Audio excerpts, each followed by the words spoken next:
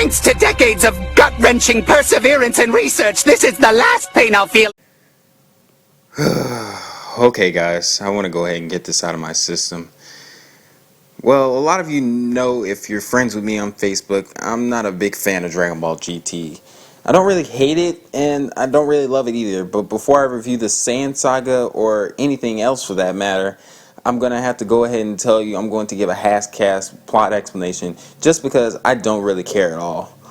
Well, unfortunately everyone, this is my review of Dragon Ball GT.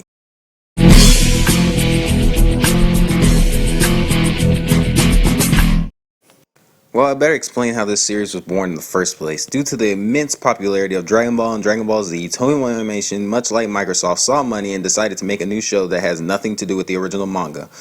Okay, first off, I don't know for sure if this show was simply created because fans ranted and raved about the ending much like the Frieza or Cell Saga, or if it was due to money.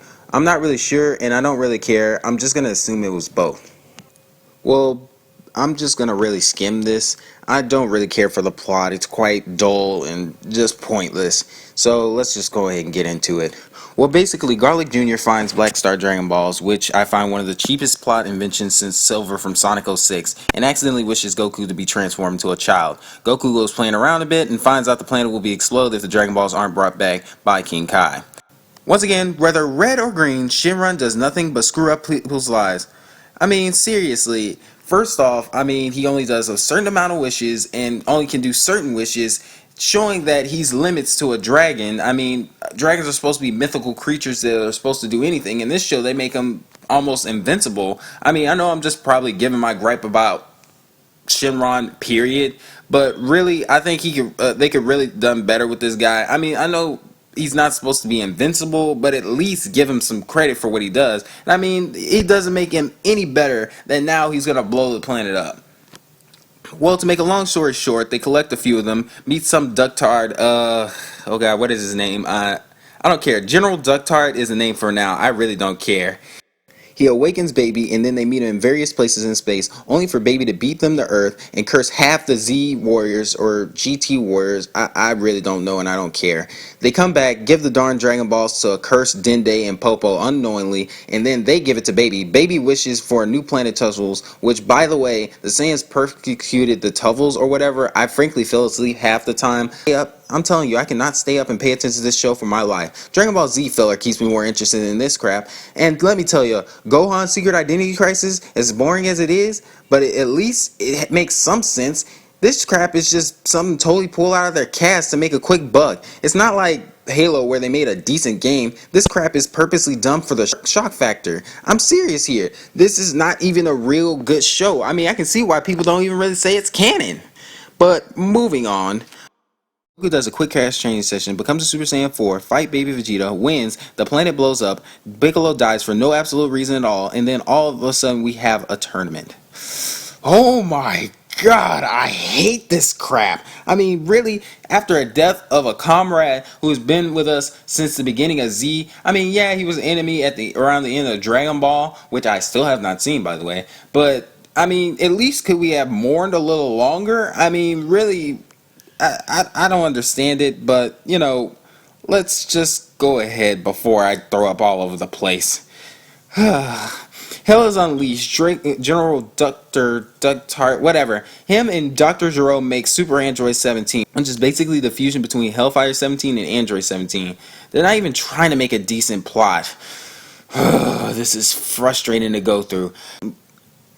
Krillin dies again for the 9,001 time. Goku managed to beat 17. Krillin is dead. I mean, what the duck? Why make an unlikable character even more unlikable? They go on another Dragon Ball collection run. They try to call for Shinron. We get these hicks, and oh god, the show gets even more boring. They might as well have said to Shinron, "We wish for the most boring saga on the planet," and make it very exciting at the end.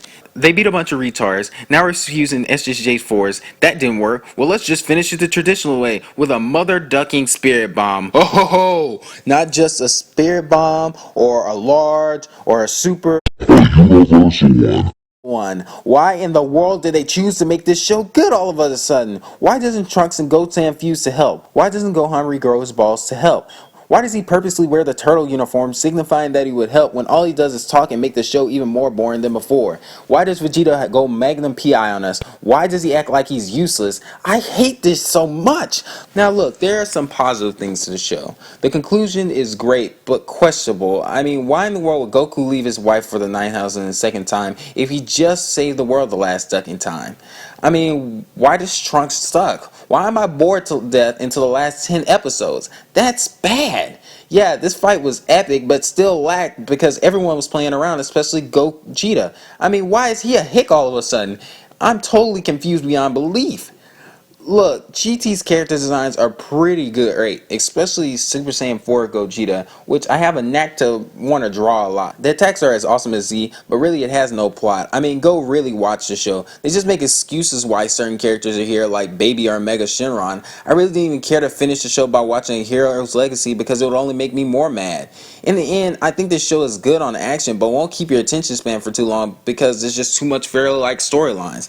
To be honest, I only spent 45 minutes writing this review. GT can be good to some and bad to others, but I really don't like this show. Whether it's unnecessary characters like Majin Oob, or, I'm sorry, Majub, that is so dumb. I mean, if Boo is called Majin Buu and Vegeta is called Majin Vegeta, what's wrong with this character being called Majin Oob? It makes sense. I don't care if I don't know if this is a dub thing or what. I can care 9,000 ships. Some may love it, some may hate it. I just don't care at all. Well, that's why I'm not even going to rate this review. At the end of the day, I think GT is just a your choice kind of thing. I mean, not everybody's gonna like it. It's really a mixed thing, but I mean, really, when it comes down to the story, you can't tell me this stuff kind of makes sense. I mean, yeah, it makes a good conclusion at the end, but why make a good conclusion when you're not gonna make a good story at all to come off it? I mean, when you have the story, that way, when you get to the conclusion, you'll be satisfied. So you have to have both on good ends, and that's what makes Dragon Ball so unbalanced. I can see why a lot of my friends like Anais Campos doesn't really even care for Dragon Ball period. I mean, this stuff gets pointless after a while. Yeah, Dragon Ball is probably the best shonen manga series ever, and I'm never denying that. I can see why some of my friends like Anais Campos doesn't even really care for the Dragon Ball series as a whole. I mean, yeah, I mean, after looking at this, I mean, sometimes you could really say this show can be very stupid at times. I mean, look at the Majin Buu saga. How pointless was that? And I mean, when you add up on top of this, I can see why people go shocked off and don't watch it. I mean, it's enough the show has very, very bad filler tendencies or just overall retarded character designs. I mean, yeah, but I mean, at the end of the day, I still love Dragon Ball, but you can see why other people's don't. And I'm not knocking for anybody for not liking it, and I'm not knocking anybody for liking it. I think it's still a good series, in my opinion, but not everybody else's. But GT just makes things worse. How are we going to get people to get into a series if GT is in the way? I mean, with stuff like this, I mean, I can see why people are really scared off or just don't want to watch it, period, or just find the series just retarded. I mean, sometimes the storyline can get really stupid. I mean, yeah, nowadays we get a more smart storyline like Bleach or Naruto, but back then, I mean, at the time, that was pretty decent. But at the same time, looking back on it, I can't really say that was okay. I mean, this series will be known for a lot of things, but you have to watch it yourself. I can't rate this, but you know, you gotta watch it yourself. Well, ladies and gentlemen, I'm gonna leave now because I have overstayed my welcome in this review. And I'm starting to get a bitter taste in my mouth, and we wouldn't want to see what happens when I get a very bitter taste in my mouth. Well, next review will be the Land of Wave arcs from Naruto, which I've been awaiting to review for a while, and I think after that we may do Mandaka Box on normal, but we'll see. Well, until next time, I'll see you guys later. Hope you enjoyed the review. I'm sure you didn't.